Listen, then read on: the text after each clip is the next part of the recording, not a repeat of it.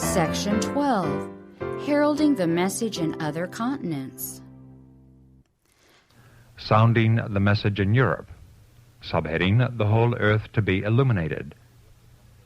At this time, there should be representatives of present truth in every city and in the remote parts of the earth. The whole earth is to be illuminated with the glory of God's truth. The light is to shine to all lands and all peoples, and it is from those who have received the light that it is to shine forth.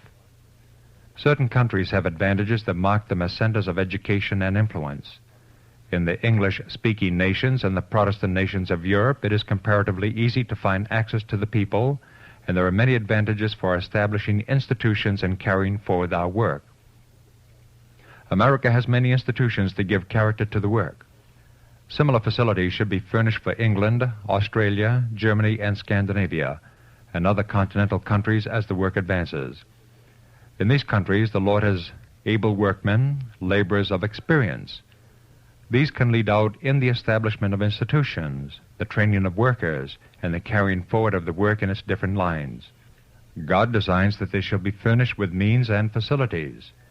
The institutions established would give character to the work in other countries and would give opportunity for the training of workers for the darker heathen nations. In this way, the efficiency of our experienced workers would be multiplied 100-fold. It pains me to think that greater facilities are not provided for the work throughout Europe. I have so a heartache as I think of the work in Switzerland, Germany, Norway, and Sweden. Where there are one or two men struggling to carry forward the different branches of the cause, there should be hundreds at work. Testimonies, Volume 6, pages 24 to 26, 1900. Subheading, Great Work in Europe. There is a great work to be done in Europe. All heaven takes an interest not only in lands that are nigh and that need our help, but in lands that are afar off. All the inhabitants of heaven are in active service, ministering to a fallen world. They take a deep and fervent interest in the salvation of men, the fallen inhabitants of this world. Manuscript 65, 1900. A great work is committed to those who present the truth in Europe. There are France and Germany, with their great cities and teeming population. There are Italy, Spain, and Portugal, after so many centuries of darkness, opened to the Word of God, open to receive the last message of warning to the world. There are Holland, Austria, Romania, Turkey, Greece, and Russia, the home of millions upon millions whose souls are as precious in the sight of God as our own, who know nothing of the special truths for this time. A good work has already been done in these countries. There are those who receive the truth, scattered as light-bearers in almost every land. But how little has been done in comparison with the great work before us. Angels of God are moving upon the minds of the people and preparing them to receive the warning. Missionaries are needed in the fields that have yet been scarcely entered. New fields are constantly opening. The truth must be translated into different languages, that all nations may enjoy its pure, life-giving influences. Life Sketches, pages 304, 305, 1915. Subheading, The Call for a Broad, Substantial Work. The time has come for much to be accomplished in Europe. A large work, such as has been done in America, can be done in Europe.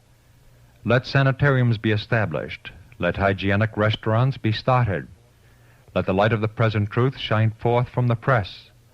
Let the work of translating our books go forward. I have been shown that in the European countries lights will be kindled in many places. There are many places where the Lord's work has not a proper showing. Help is needed in Italy, in France, in Scotland, and in many other countries. A larger work should be done in these places. Laborers are needed. There is talent among God's people in Europe, and the Lord desires this talent to be employed in establishing all through Great Britain and the continent centers from which the light of His truth may shine forth. There is a work to be done in Scandinavia. God is just as willing to work through Scandinavian believers as through American believers. My brethren, bind up with the Lord God of hosts. Let Him be your fear, and let Him be your dread. The time has come for His work to be enlarged. Troublous times are before us.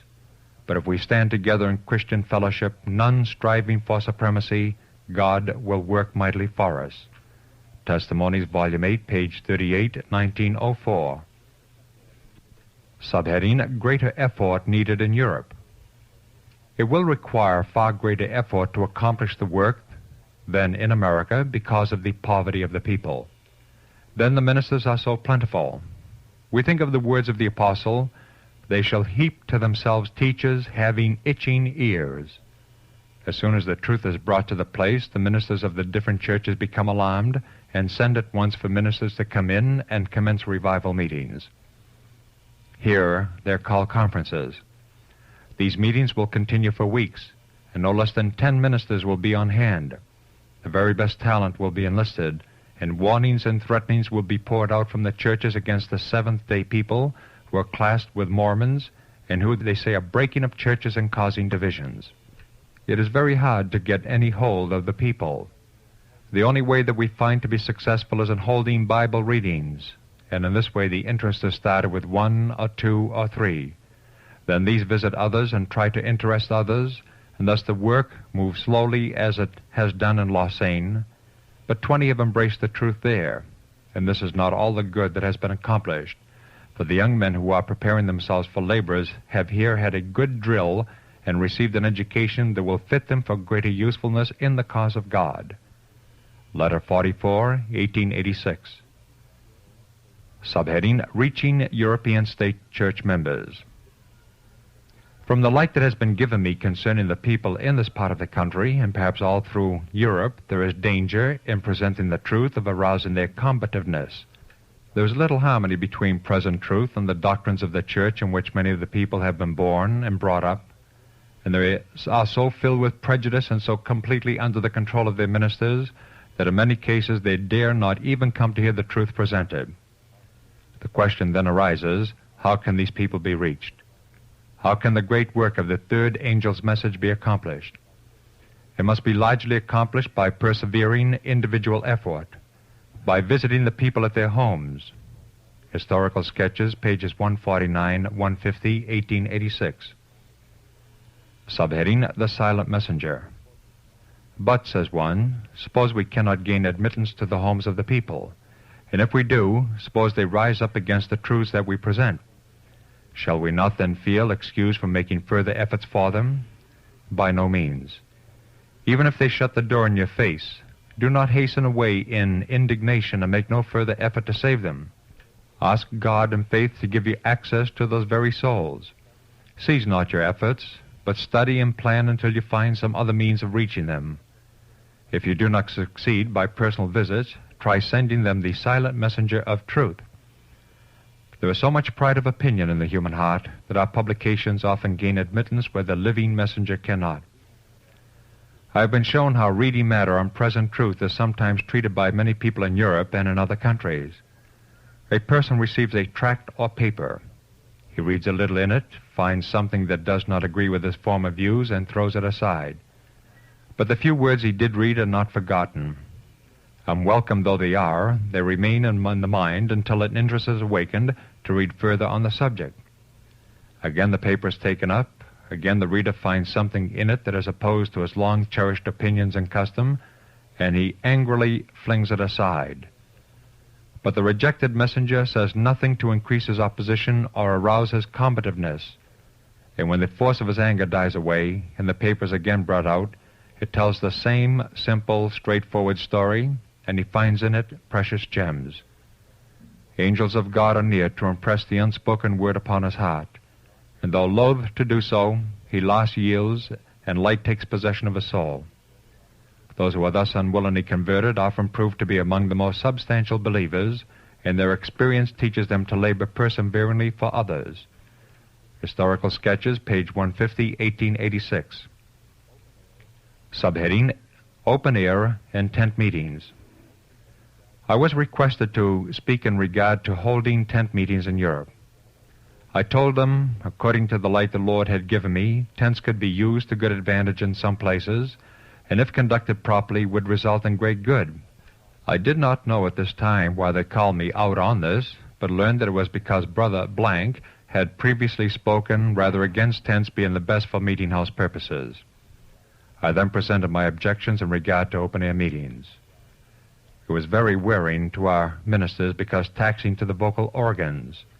The voice was strained to an unnatural pitch and would be greatly injured by this method of labor. Another objection was that discipline and order could not be preserved. Such labor would not encourage studious habits and diligently seek in the Scriptures to bring from God's storehouse things both new and old. Letter 2, 1885. Subheading, God will work mightily. There is a great work to be done in Europe. It may seem to move slowly and hard at first, but God will work mightily through you if you will only make an entire surrender to Him. Much of the time you will have to walk by faith, not by feeling. Historical Sketches, pages 128, 129, 1886. Subheading, To the Ends of the Earth. The light of truth is to shine to the ends of the earth. Greater and still greater light is beaming with celestial brightness from the Redeemer's face upon His representatives to be diffused through the darkness of a benighted world. As laborers together with Him, let us pray for the sanctification of the Spirit, that we may shine more and more brightly. Our efforts are not to be confined to a few places where the light has become so abundant that it is not appreciated. The gospel message is to be proclaimed to all nations and kindreds and tongues and peoples. Testimonies, Volume 8, page 40, 1904. Subheading, To Belt the World. God has qualified His people to enlighten the world. He has entrusted men with faculties that adapt them to extend and accomplish a work that will belt the world. Sanitariums, schools, printing offices, and kindred facilities are to be established in all parts of the earth. But this work has not yet been done. In foreign countries, many enterprises that require means must yet be begun and carried forward. The opening of hygienic restaurants, the establishment of sanitariums for the care of the sick and suffering, is just as necessary in Germany as in America. Let all do their best, making their boast in the Lord and blessing others by their good works. Christ cooperates with those who engage in medical missionary work. Men and women who unselfishly do what they can to establish sanitariums and treatment rooms in many lands will be richly rewarded. Those who visit these institutions will be benefited physically, mentally, and spiritually. The weary will be refreshed, the sick will be restored to health, and the sin burden will be relieved. In far-off countries, thanksgiving will be heard from the lips of those whose hearts are turned from the service of sin unto righteousness. By their songs of grateful praise, a testimony is born that will win other souls to the truth.